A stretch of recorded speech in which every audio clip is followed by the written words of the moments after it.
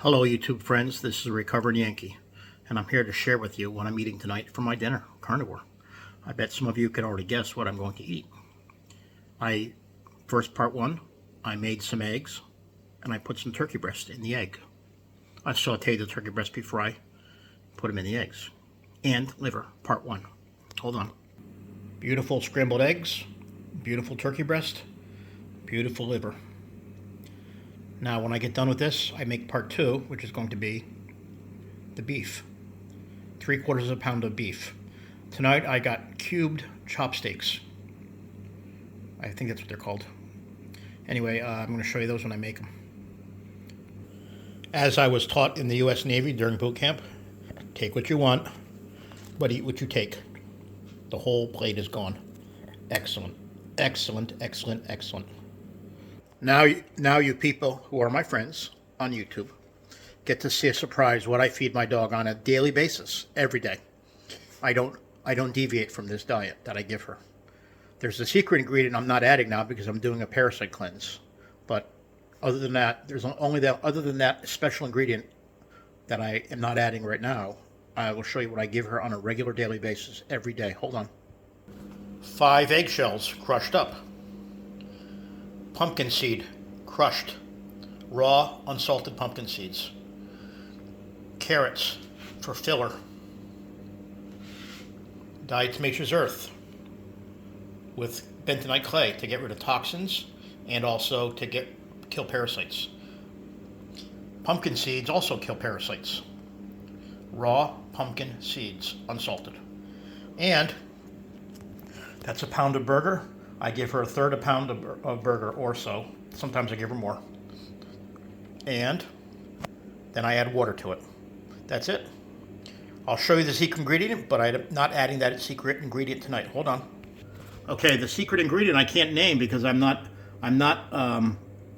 getting paid by them, so I can't give them free advertising. But it's the secret ingredient for dogs.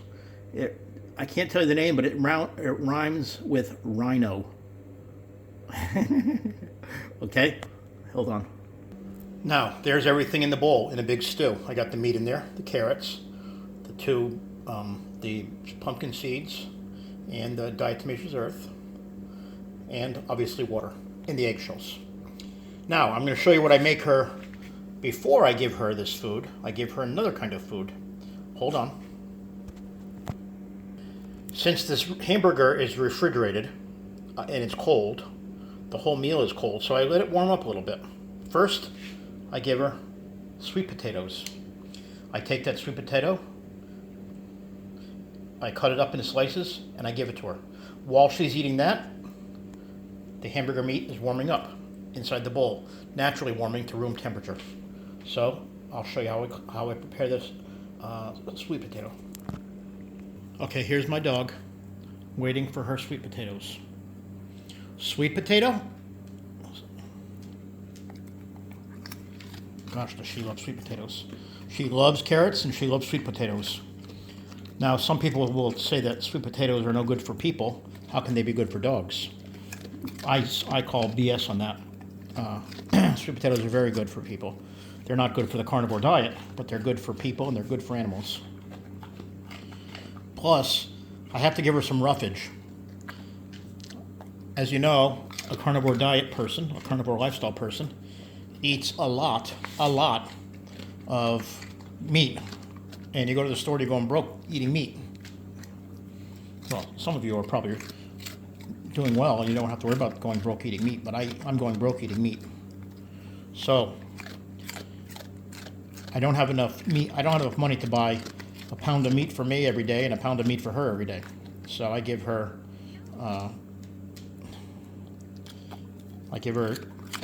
sweet potatoes, not only as nutrition, but also as chewing action, so she gets her jaw nice and stronger. She has to chew those things. And it acts as fillers. Same thing with the carrots. Carrots give her good eyesight, help with her liver, and give her fill. Calories, lots of calories. And then my 1/3 pound of meat gives her meat calories and her meat nutrients.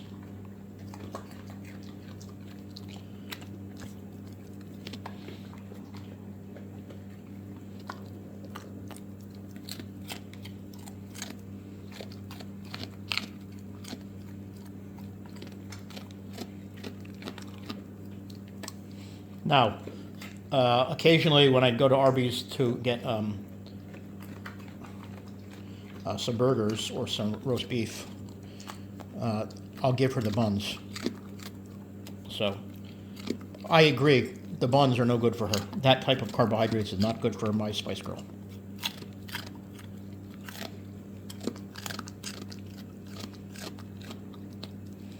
So, I could actually say this is true. My dog eats like a horse. And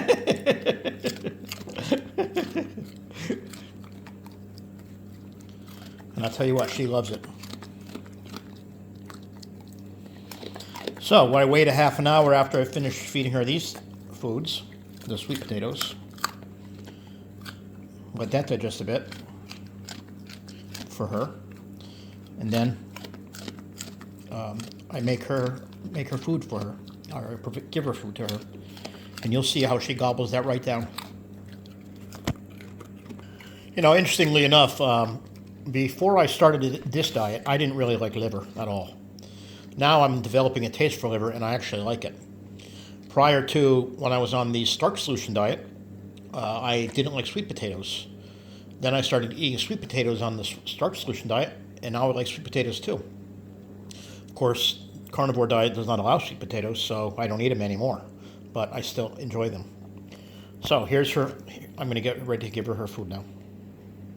Hey, Spice, you want to smell your food? Come on up and smell. Smell your food. Here, smell it. You want the food, don't you? You want it, yes. She's very exuberant when she eats. Okay. Okay, Spice, go ahead. Watch how fast she eats it. That bowl would take a normal person 5 minutes to eat. She's going to eat it in a lickety split. Carrots. Meat. Eggshells. Pumpkin seeds. And diatomaceous earth. And the meat is raw. No more will I give her kibble. And I don't mean the brand Kibble and Bits. I'm talking about calling the dry dog food kibble.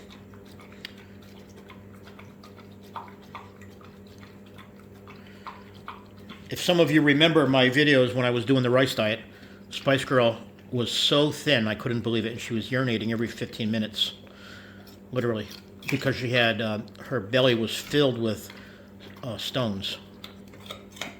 So I treated her with that stuff I told you about, Stonebreaker. And she had major parasites. And so, because at that time I didn't know that diatomaceous earth and pumpkin seeds kill parasites. So she's been deparasited. And now she gets diatomaceous earth every day and pumpkin seeds every single day. So she keeps the parasites in check. Her health has come back beautifully. She has gained weight again, and now she's eating her food all the time. She loves it. She doesn't have any more belly or bladder stones. Her health came back miraculously. I did a good job with her. And the food I'm giving her now is what farmers used to feed their dogs. The ones that used to live 18 years.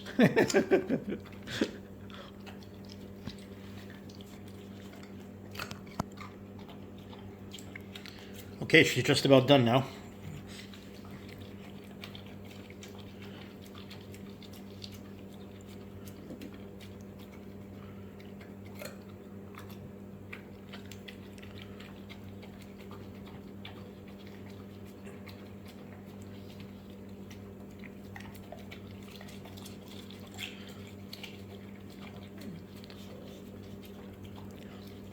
Also, that secret ingredient that I mentioned earlier, I am crediting that with bringing her back to health, because that's the only major change I've made in the last year for her diet.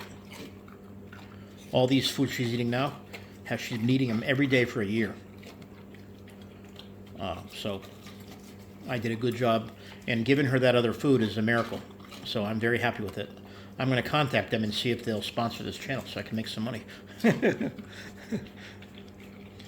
As a disabled vet, I live on a fixed income, so.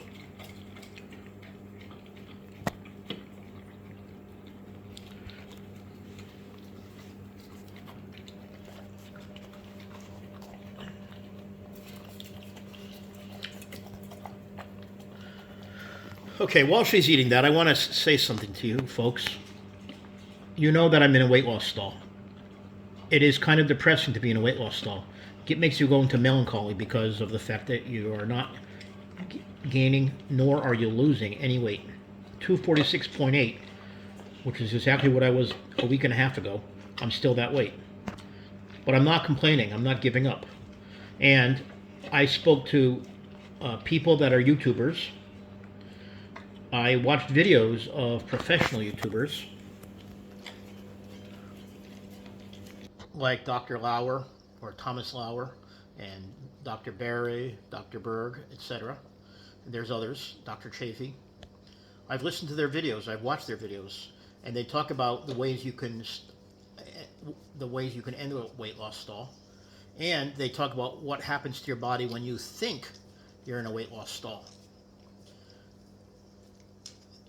Now, as you know, every day I lift weights. 6 days a week now I'm lifting weights. Today, first day of the week, I lifted chest, triceps, and shoulders. Tomorrow, second day of the week, I will do back and biceps. And the next day I will do legs. So I'm having great workouts. I've never felt so much energy in my life. And I'm not ashamed of being on a weight loss stall. I'm actually very excited because I know things are going on in my body. I know I'm getting thinner. I know I'm losing weight. I just don't see the weight loss on the scale. And what does that imply? Or what does that mean? Does that mean my scale's is broken? Does that mean I'm not really losing weight? I think what it means is the scale is measuring everything in my body. That includes inflammation, if I have any. That includes moisture from humidity. South Carolina is a very humid state. And we're into spring now. We've been here for a couple weeks. And it's getting more and more humid every day. So the scale could measure your humidity.